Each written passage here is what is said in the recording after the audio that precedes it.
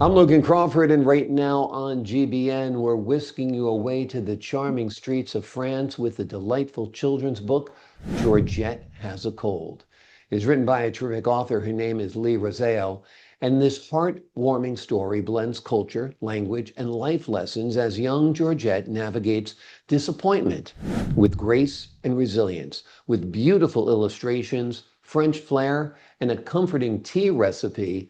This book is the perfect addition to every child's library. We're delighted to have this very talented author join us here today. We thank the team at Atticus Publishing for helping us put her on TV today, and we ask viewers like you to support authors like her by subscribing to our channel and by purchasing her amazing book. The links are below this interview. Leigh, thank you so much for joining me here today. Thank you for having me, Logan. Thank you so much. I'm so happy to be here. It's my pleasure. This book is such a standout. Why did you decide to write a children's book centered around France? Do you have French roots or something? Do you know a lot about the country? Tell us a little bit about the decision there. I have been, an avid learner of French language since I was a child. I come from a military background, so I had exposure from a young age to France, and I studied in France, and then I've been teaching French to middle and high school students for the last 20 years. So um, I'm always looking for ways to make language more accessible and teach in a more natural way, and storytelling seemed the perfect way to do it. That's great. I'm so bad at French. When I go to France, I pretend to speak French, but I cannot. I sound like Pepe Le Pew when I do it, That's a pretty so good accent. That's good. You're on the right track. I'm on it, except I'm so dramatic. Yeah. But it's a wonderful book. I love it. And tell the folks at home a little bit about the story. Well, um, let's see. I wrote the story after my daughter got her first cold, which was very, very dramatic. So it was kind of based on a true story, but sort of a convergence of all these life experiences that I've had, including motherhood and living in France. And anyway, so the story is about a young girl named Georgette who has these grand plans to go into Provence in Avignon, which is in southern France, and she's plans to go into town for the day and go shopping with her mom, and then she comes down with this terrible cold, and it's sort of rooted in humor, and her day gets destroyed and ruined, but it shows how she navigates through that, and then how she comes out on the other side, and actually the day ends up being better than she had even hoped. So it's kind of in that way about being patient and resilient, and also trusting the process. Absolutely. Talk to us a little bit about the French phrases you included and why you included them. Well, I had these kind of, I was writing and illustrating sort of at the same time. And so the illustrations that I kept were the words that I kept because I wanted to illustrate the words that I put in the book. But a lot of the time, especially as a French teacher, I'm looking for ways to incorporate language naturally into conversations. And so sometimes I'll use, as many cognates as possible. So words that sort of look the same in both languages, like maman and tomate and chocolat, and words that you can kind of understand just by looking at them. Right. And I did that along with, I paired those words with the sights of Avignon that I love so much. And so yeah, I put in the words in that way, and I tried to kind of put them in, and so that the reader could understand through context clues, but then also provided the translations at the bottom so that, to clarify what the words meant, especially those that weren't as obvious. Wonderful. I think that's a great strategy. I wish when I was taking my French classes in high school, I had a teacher like you who could explain it that simply. That's a great idea. Talk to us a little bit about the illustrations. It's pretty unique that we have a children's author who's also an artist. Tell us a little bit about crafting those. Thank you. Well, I've always loved creating, and that's through art and however, writing and cooking and creating lessons and things like that. And I always, had time for art in in previous years in my life, but as as life goes on, you kind of get away from those things that you love so much. And one day I just kind of started again. I started drawing and painting and coloring and doing things like that. It's kind of a creative outlet for me. And then we had a book. Great. Awesome. So what medium or media did you use to create your pictures? All kinds. So acrylic paint and colored pencils and markers and pencil and everything from whiteout to Awesome. pens and a Awesome. little bit of everything. Yes. That's great. Well, they're beautiful pictures. You did a great job. Let me ask you this. It's kind of based on your daughter's real life experience. How old is your daughter now? What was her reaction when she knew you were writing a book? And what was her reaction when she saw that book in print? Oh gosh. Well, she's 11 now. Um, Mhm. and she was so excited. I mean, you know, my illustrations are based on her and what she looks like and pictures of her and so she helped me kind of come up with the name because initially I was like it's you I wanted to use her name and then she was like no I think you should do a different name so we kind of troubleshot but the names that we might want to name her and but she knew it was her right when she saw right when she saw the book 'cause the illustrations are based on her. She's my little muse really.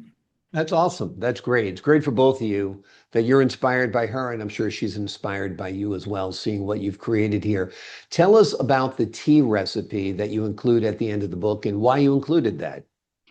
So the tea recipe is something that my grandmother made for my mom and something my mom made for me. And so it's definitely got, history in my family. And it's really like a wonderful, tasty, yummy recipe for tea that you can make really at any time, but it's especially when you have a cold or you're not feeling well. It's very comforting and warm and that is the tea that I make for my daughter now um, when she's not feeling well, and it really helps. And so, I added it into the book also as kind of an interactive piece that the readers could create and take with them and make for their themselves and make for their families. Because the book is visual and you can read through it but it really is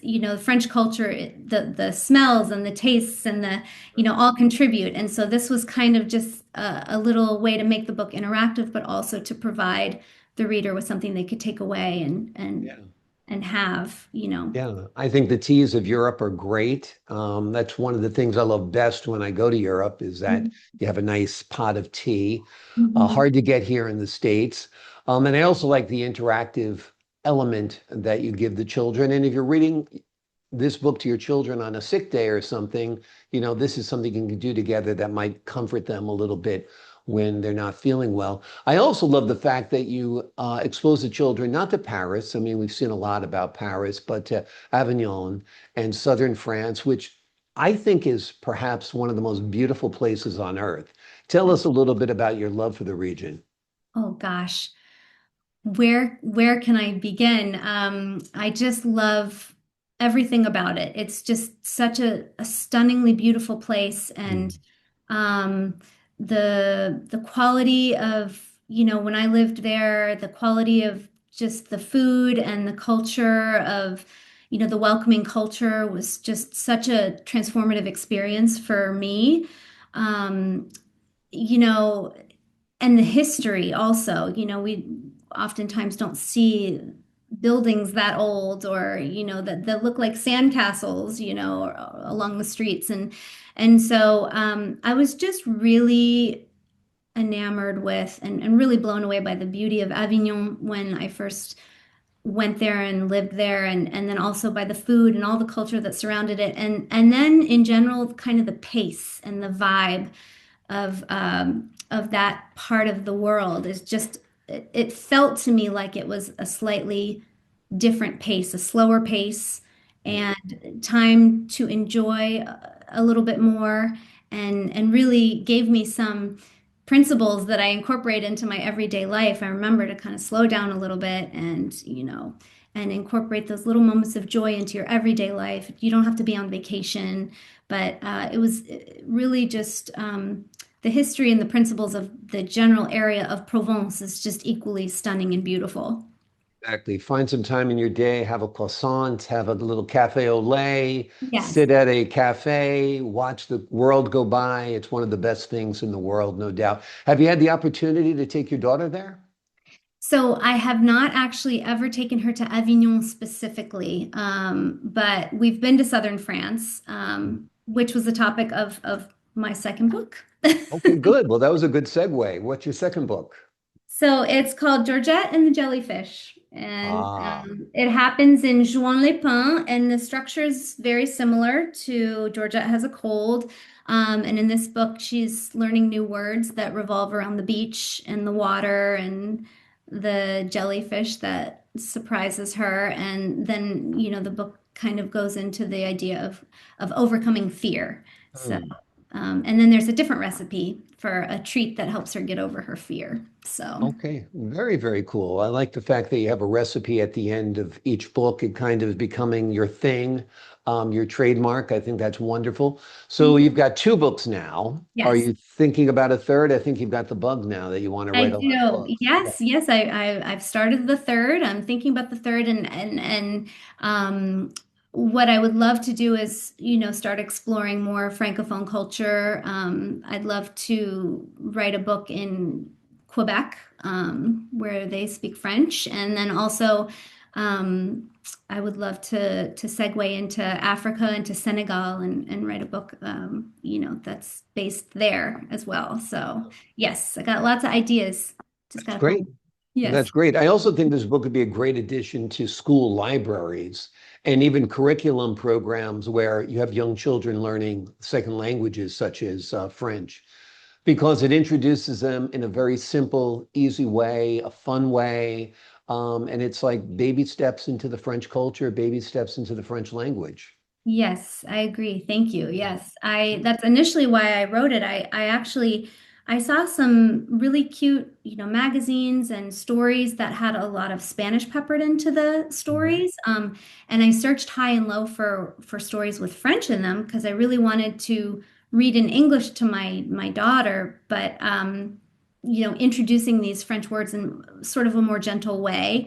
But I couldn't find anything. So, that's initially what made me want to write it myself. Great. Well, there's a void there. We're glad you filled it with this wonderful book. Two books now, and more possibly to come.